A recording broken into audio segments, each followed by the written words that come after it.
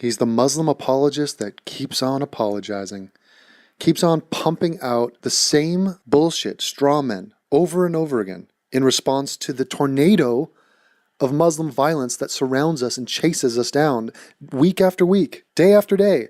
You're empowering the terrorist if you say radical Islam, because then it seems like they're representing Islam. And the overwhelming majority of Muslims do not agree with them. Certainly the overwhelming majority of Muslims in France do not agree with them.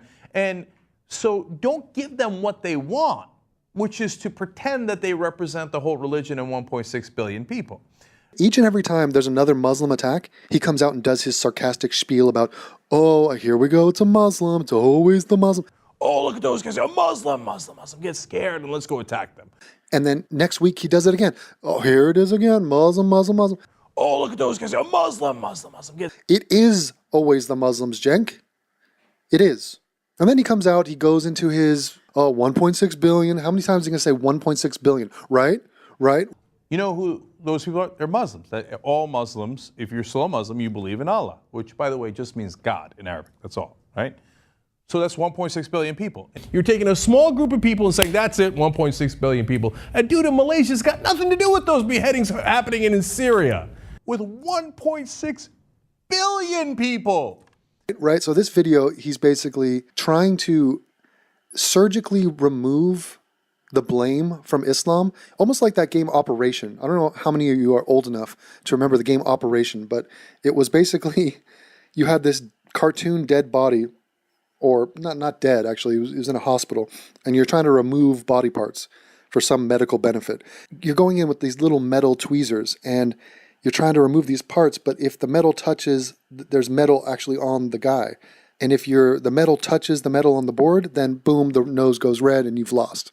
The ideas of the Islamic faith deserve all of the scorn for these actions, but he's trying to remove that surgically by doing a word game, by basically just saying it's not Islam. These people don't represent Islam, as if that's the point. As if that is the point. As if like there's some arbitrary number of like, you know what, we have a problem. There's, out of the 1.6 billion Muslims, we have 800 million of them who want to chop off your hands for stealing. In Cenk's mind, if you could just push that number to one less than 800 million, then there's no problem anymore. Why? Because it doesn't represent what the 1.6 feel.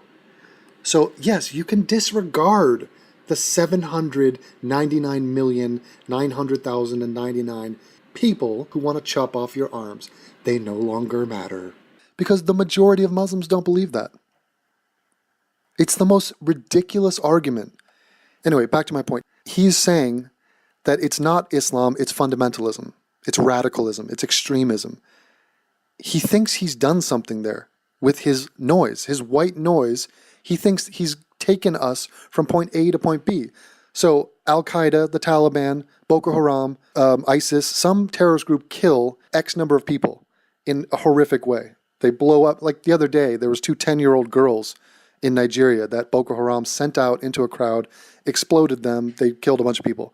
Horrible act, and the scorn for this event does not go against a word, extremism, radicalism, fundamentalism. It goes against Islam, and not specifically, well, the blame starts with the Muslims who committed the act.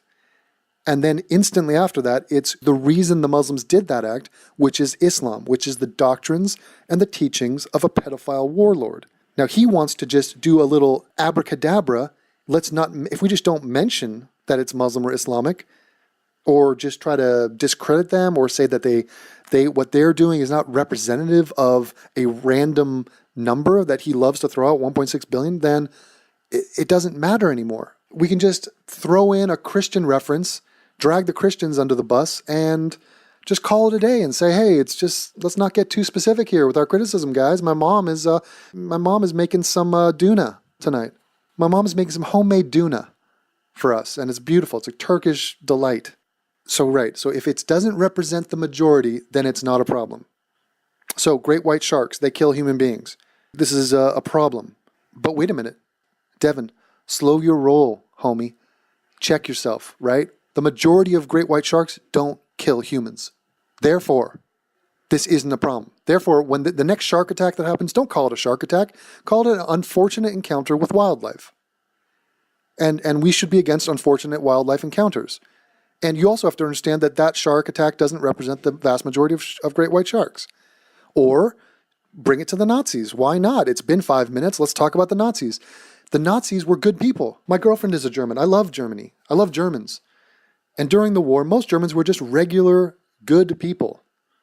And to the shock and horror of everybody else in the world, Germans are great people. Now, there was a percentage of them that were not so great and that held bad ideas like anti-Semitism. And we should have a certain level of scorn for somebody who's generally anti-Semitic. Kind of like you, Cenk. Kind of like you. And kind of like your family and your country and all of the Muslim world. Kind of like that. Then we should hold a higher degree of criticism and scorn for somebody who condones something like the Holocaust or something like the Armenian genocide. Kind of like you, Cenk. That should be a higher level of scorn. Then we should have an even higher level of scorn for somebody who does the genocides, who actually kills people. And within the Third Reich, the number of people that actually did the killing is very few. The people that organized Auschwitz, for example, or pulled the lever, and even those people are not to be held morally accountable the same way that you would the people that organized it and thought of it in the first place.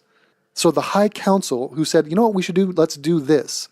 This is a good idea. Those are the people. And guess what? That's an incredibly small minority of Nazis that thought that was a good idea. The other people were left in a position of you could either follow orders or die. And surely they should not be held to the same account. And outside of that, there were just civilians who happened to be German and their government happened to go to a war. So by his standard, we should have absolutely no problem with the Nazis. We shouldn't have gone to war with them. We shouldn't have even treated them or acknowledged them to be a problem. Why? Because the majority of Germans are elderly women, fraus, going around making frankfurters. They're just people. They're just normal people, right? They're going around. They want to live their lives. They're not in favor of the Holocaust. Fucking retarded.